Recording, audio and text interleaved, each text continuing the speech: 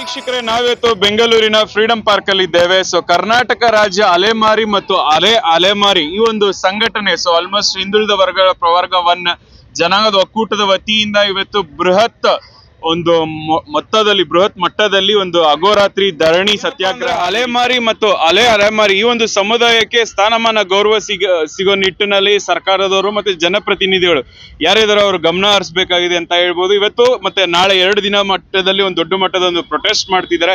ಹಲವಾರು ವಿಚಾರಗಳಿದೆ, ಅವ್ರದ್ದು ಹಲವಾರು ಸಮಸ್ಯೆಗಳಿದೆ.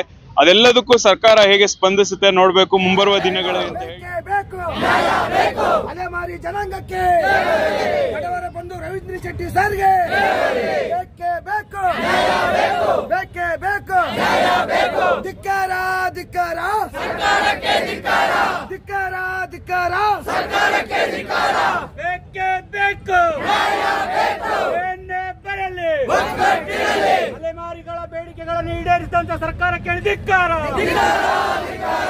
ನ್ಯಾಯಯುತವಾದ ಬೇಡಿಕೆಗಳು ಈಡೇರಲಿ, ಏನೇ ಬರಲಿ, ಏನೇ ಬರಲಿ, ಬೇಕೇ ಬೇಕು, ನ್ಯಾಯ ಬೇಕು. ಹೋರಾಟ ಹೋರಾಟ ಎಲ್ಲಿಯವರೆಗೂ ಹೋರಾಟ, ಏತಕ್ಕಾಗಿ ಹೋರಾಟ, ನ್ಯಾಯಕ್ಕಾಗಿ ಹೋರಾಟ, ಏತಕ್ಕಾಗಿ ಹೋರಾಟ, ನ್ಯಾಯಕ್ಕಾಗಿ ಹೋರಾಟ. ಅಲೆಮಾರಿಗಳ ನ್ಯಾಯಯುತವಾದ ಬೇಡಿಕೆಗಳು ಈಡೇರಲಿ, ಏನೇ ಬರಲಿ, ಏನೇ ಬರಲಿ, ಬೇಕೇ ಬೇಕು, ನ್ಯಾಯ ಬೇಕು, ಬೇಕು, ನ್ಯಾಯ ಬೇಕು. ಅಲೆಮಾರಿ ಅನ್ಯಾಯ ಮಾಡಿದ ಸರ್ಕಾರಕ್ಕೆ ಧಿಕ್ಕಾರ, ಅಲೆಮಾರಿಗಳ ಅನ್ಯಾಯ ಮಾಡಿದ ಸರ್ಕಾರಕ್ಕೆ ಧಿಕ್ಕಾರ. ಕರ್ನಾಟಕ ರಾಜ್ಯ ಅಲೆಮಾರಿ ಮತ್ತು ಅಲೆಮಾರಿ ಜನಾಂಗಗಳ ಒಕ್ಕೂಟದ ವತಿಯಿಂದ ನಾವು ಬೆಂಗಳೂರಿನ ಈ ಫ್ರೀಡಂ ಪಾರ್ಕಿನಲ್ಲಿ ಬೆಳಿಗ್ಗಿನಿಂದ ನಾಳೆ ಸಂಜೆವರೆಗೆ ಅಹೋರಾತ್ರಿ ಧರಣಿಯನ್ನು ಮಾಡ್ತಾ ಇದ್ದೇವೆ. ಬಹಳ ಮುಖ್ಯವಾಗಿ ನಮ್ಮ ಸರ್ಕಾರಕ್ಕೆ ನಾವು ಬಹಳಷ್ಟು ಬಾರಿ ಮನವಿಗಳನ್ನ ನೀಡಿದ್ವಿ. ನಮ್ಮ ಬೇರೆ ಬೇರೆ ಸಮಸ್ಯೆಗಳನ್ನು ಇಟ್ಟುಕೊಂಡು ಮನವಿಗಳನ್ನು ನೀಡಿದರೂ ಸಹ ಯಾವುದೇ ರೀತಿಯಾದ ಆ ಮನವಿಗಳಿಗೆ ಪುರಸ್ಕಾರ ಸಿಗದೇ ಇದ್ದಂಥ ಸಂದರ್ಭದಲ್ಲಿ ನಾವು ಇವತ್ತು ಅಹೋರಾತ್ರಿ ಧರಣಿ ಮಾಡತಕ್ಕಂಥ ಒಂದು ವ್ಯವಸ್ಥೆಗೆ ಬಂದು ನಿಂತಿದ್ದೇವೆ. ನಾವೆಲ್ಲರೂ ಕೂಡ ಗಮನಿಸಬೇಕು. ಯಾಕೆ ಅಂತ ಹೇಳಿದ್ರೆ ಇವತ್ತು ಸಾಮಾಜಿಕ ನ್ಯಾಯ ವ್ಯವಸ್ಥೆಯಲ್ಲಿ ಅತ್ಯಂತ ಶೋಚನೀಯವಾಗಿ ಜೀವನ ಸಾಗಿಸ್ತಕ್ಕಂಥ ಒಂದು ಜನಾಂಗ ಇದ್ರೆ ಅದು ಅಲೆಮಾರಿ ಮತ್ತು ಅಲೆಮಾರಿ ಜನಾಂಗದ ಜನರು. ಬಹಳ ಹೇಳಿ, ಸ್ಥಳೀಯವಾಗಿ ಯಾರಾದ್ರು ಜನಪ್ರತಿನಿಧಿಗಳಾಗಿರ್ಬೋದು, ಇಲ್ಲ ಅಧಿಕಾರಿಗಳು ಯಾರು ಬಂದು ಭೇಟಿ ನೀಡಿದ್ರೆ? ಈಗಾಗಲೇ ಧರಣಿ ಮಾಡೋ ಸಂದರ್ಭದಲ್ಲಿ ನಮ್ಮ ಒಣಕಲ್ಲು ಮಠದ ಸ್ವಾಮೀಜಿ ಅವರು ಬಂದು ಬಹಳಷ್ಟು ನಮ್ಮ ಅಲೆಮಾರಿ ಜನಾಂಗದ ಬಗ್ಗೆ ಮಾತನಾಡಿದ್ರು ಮತ್ತು ಬೆಂಬಲವನ್ನು ಸೂಚಿಸಿದ್ರು. ಬೇರೆ ಬೇರೆ ಸಮುದಾಯದ ಮುಖಂಡರು ಕೂಡ ಇಲ್ಲಿ ಬಂದಿದ್ರು. ನಮ್ಮ 46 ಜಾತಿ ಜನಾಂಗದ ಸಮುದಾಯದ ರಾಜ್ಯ ಅಧ್ಯಕ್ಷರುಗಳೆಲ್ಲ ಬಂದಿದ್ರು.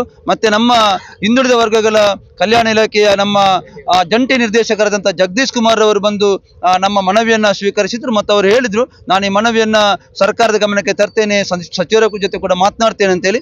ಬಹಳ ಮುಖ್ಯವಾಗಿ ನಮ್ಮದು ಬೇಡಿಕೆ ಬಹಳಷ್ಟಿದೆ. ಇವತ್ತು ಕಳೆದ 10 ವರ್ಷಗಳಿಂದ ನಾನು ಅದನ್ನು ಹೇಳಿ ಕೂಡ ನನಗೆ 2 ವರ್ಷ ಕಳೆಯಿತು. 10 ವರ್ಷಗಳಿಂದ ಒಂದು ಸರ್ಕಾರಿ ಜಾಗದಲ್ಲಿ ಡೇರೆಗಳನ್ನು ಹಾಕಿ, ಗುಡಿಸಲನ್ನು ಹಾಕಿ ಜೀವನ ಸಾಗಿಸ್ತಕ್ಕಂಥ ಜನರಿಗೆ ಆ ಜಾಗವನ್ನು ಅವರ ಹೆಸರಿನಲ್ಲಿ ಪಾವನಿ ಪತ್ರ ಕೊಡಬೇಕು ಅಂತ ನಮ್ಮ ಬೇಡಿಕೆ ಇದೆ. ಮತ್ತು ನಾವು ಪ್ರತಿ ಜಿಲ್ಲೆಯಲ್ಲಿ ಅದರ ಜೊತೆಗೆ ಎಲ್ಲಿ ಅಲೆಮಾರಿ ಜನಾಂಗದವರು ಜಾಸ್ತಿ ಇರ್ತಾರೆ ಅಲ್ಲಿ ತಾಲೂಕುಗಳಲ್ಲೂ ಕೂಡ ಸಮುದಾಯ ಭವನಗಳನ್ನು ನಿರ್ಮಿಸಿಕೊಡಬೇಕು ಅಂತದಿದೆ. ಅಲೆಮಾರಿ ಜನಗಳಿಗೆ ರುದ್ರಭೂಮಿಗಳ ವ್ಯವಸ್ಥೆಯನ್ನು ಕೂಡ ಸರ್ಕಾರ ಮಾಡಬೇಕು ಅಂತ ನಾವು ಹೇಳ್ತಾ ಇದ್ದೇವೆ. ಅದ್ರ ಜೊತೆ ಯಾರಿಗೆ ನಿವೇಶನ ಇಲ್ಲ ಅವರಿಗೆ ನಿವೇಶನ ಸಹಿತ ವಸತಿಯನ್ನು ಕೊಡತಕ್ಕಂಥ ವ್ಯವಸ್ಥೆಯನ್ನು ಸರ್ಕಾರ ಮಾಡಬೇಕು ಅಂತ ನಮ್ಮ ಬೇಡಿಕೆ ಇದೆ. ಬಹಳ ಮುಖ್ಯವಾಗಿ ನಾನು ಯಾವತ್ತೂ ಹೇಳಲಿಕ್ಕಿದೆ, ಅಲೆಮಾರಿ ಜನಾಂಗದವರು ಮುಂದೆ ಬರಬೇಕು ಅಂತ ಇದ್ರೆ ಅವರಿಗೆ ಬಹಳ ಒಂದು ಗುಣಮಟ್ಟದ ಒಂದು ಒಳ್ಳೆಯ ಶಿಕ್ಷಣವನ್ನು ನೀಡಿದಾಗ ಅದು ಸಾಧ್ಯತೆ ಇದೆ ಅಂತೇಳಿ. ಆದ್ರಿಂದ ಪ್ರತಿ ಜಿಲ್ಲೆಯಲ್ಲೂ ಕೂಡ ಡಿ ದೇವರಾಜ ಅರಸು ಅವರ ಹೆಸರಿನಲ್ಲಿ ವಸತಿ ವಿದ್ಯಾರ್ಥಿ ಶಾಲೆಗಳನ್ನು ಮಾಡುವಂಥ ಕೆಲಸವನ್ನು ಸರ್ಕಾರ ಮಾಡಬೇಕು.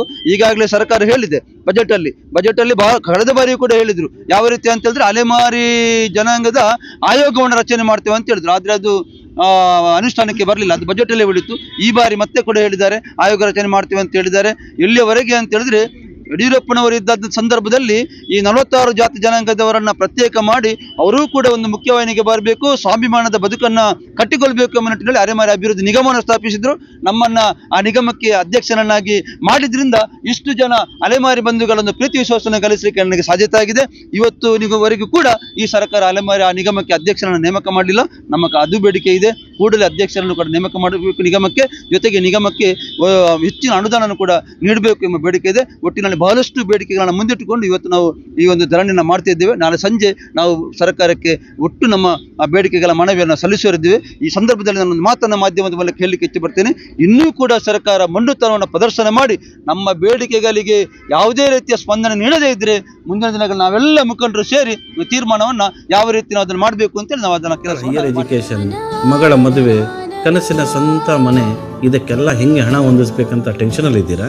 ಇರೋ ಚಿನ್ನನ ಅಡ ಬಿಟ್ರೆ ಬಡ್ಡಿ ಮೇಲೆ ಬಡ್ಡಿ ಕಟ್ಟಬೇಕು, ಮಾರಿಬಿಡೋಣ ಅಂದ್ರೆ ಅರ್ಧಕ್ಕರ್ಧ ಕೇಳ್ತಾರಂತ ಆತಂಕದಲ್ಲಿದ್ದೀರಾ?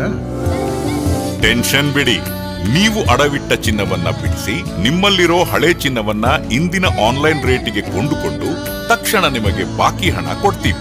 ಕೋಟ್ಯಾಂತರ ಜನರ ಆತ್ಮವಿಶ್ವಾಸ ಹಿಂದೂಸ್ತಾನ್ ಗೋಲ್ಡ್ ಕಂಪನಿ, ಇದು ನಮ್ಮೆಲ್ಲರ ಕಂಪನಿ.